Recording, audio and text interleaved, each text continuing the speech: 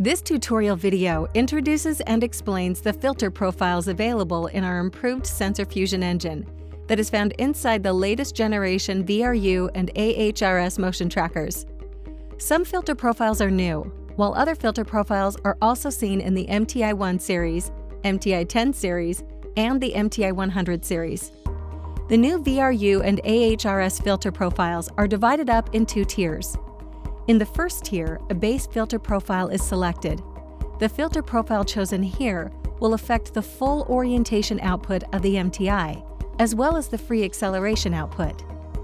The default filter profile is a responsive profile. The name responsive is used to indicate that the filter is very quick and sensitive in reacting to any type of motion.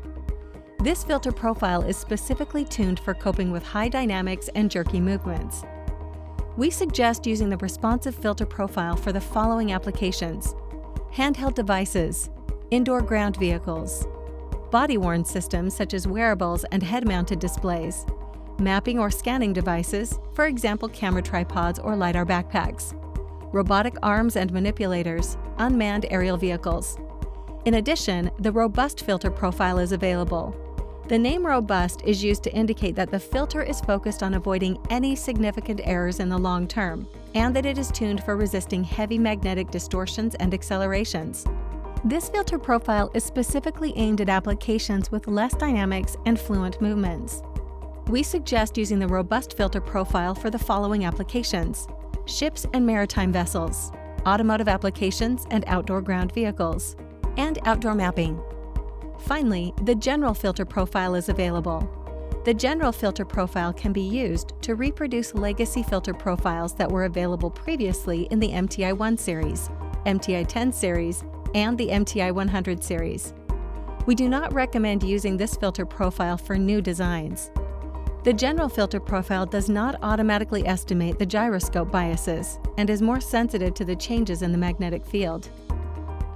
After choosing a main filter profile, the second tier of filter profiles needs to be considered. The second tier of filter profiles addresses the heading behavior. These filter profiles determine if and how MTI will make use of the magnetic field in order to estimate its yaw or heading output. Consequently, the filter profile chosen here will primarily affect the yaw output of the MTI and, indirectly, the corresponding components of the free acceleration output. A VRU, or vertical reference unit, such as the MTI 620, only has two options available: the VRU profile and the VRU AHRS profile.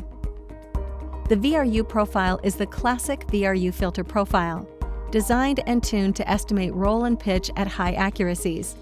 It does not use the magnetic field for estimating its orientation at all. This means that the yaw output is unreferenced.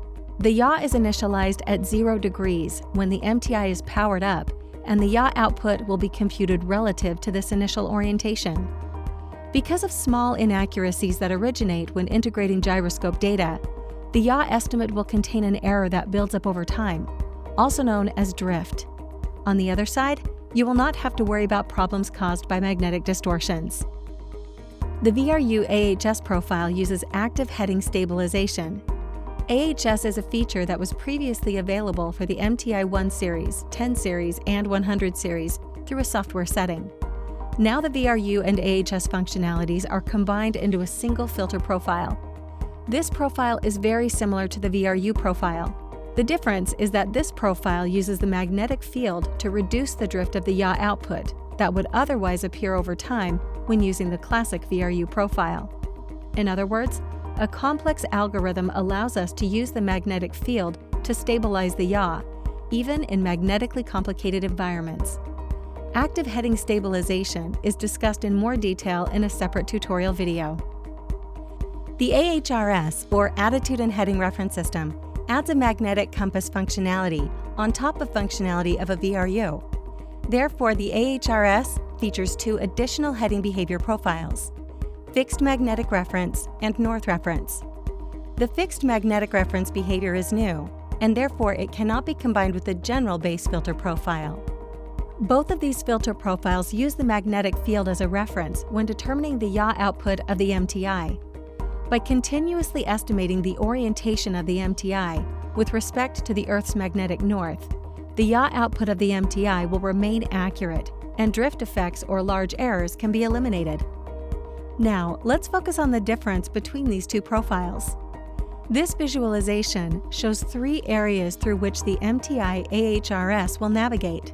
As you can see, the Earth's magnetic field is locally distorted in both Room A and Room B. We power up the MTI AHRS in Room A. The default configuration of the MTI AHRS is to output a yaw of 0 degrees when the y-axis of the MTI is pointing north. In Room A, the MTI senses that its y-axis is pointing west, and therefore its yaw output will equal 90 degrees. The initial output is thus the same for both the fixed magnetic reference and the north reference profiles. The MTI AHRS then leaves Room A and finds itself outdoors in a clean and homogeneous magnetic field. The local magnetic field has changed with respect to where the MTI was initialized. At this point, the behavior of the two filter profiles will differ. The fixed mag reference profile will stick with the magnetic reference that was observed during power up. It will not adjust its yaw output to reflect the new local magnetic field. In contrast, the north reference profile will adapt to the local magnetic field. After a convergence period, the yaw output will become 0 degrees, as the y-axis is now aligned with the local magnetic north. Finally, the MTI AHRS enters Room B. The fixed mag reference filter profile will remain loyal to the magnetic field it has observed during its initialization. The north reference filter profile will, after a convergence period, adapt to the local magnetic field again. The yaw output will eventually reach 45 degrees. This tutorial video should give you a first indication of which filter profiles will be most suited for your application. However, we advise to perform some experiments that are representative for your application and to analyze the output data of the MTI for various filter profiles. The best way to do this is by comparing the behavior of different filter profiles using MT Manager. MT Manager is our graphical user interface, which is included in your MT software suite installation. In a separate tutorial video, we will demonstrate how to use MT Manager to record a data set and how to reprocess it using different filter profiles. We have reached the end of this tutorial video. If you need further help with the filter profiles or other features demonstrated in this video, please visit us at BASE. BASE is Xsens' online platform on which you can find frequently asked questions and a community forum with active Xsens support staff. Thank you for watching.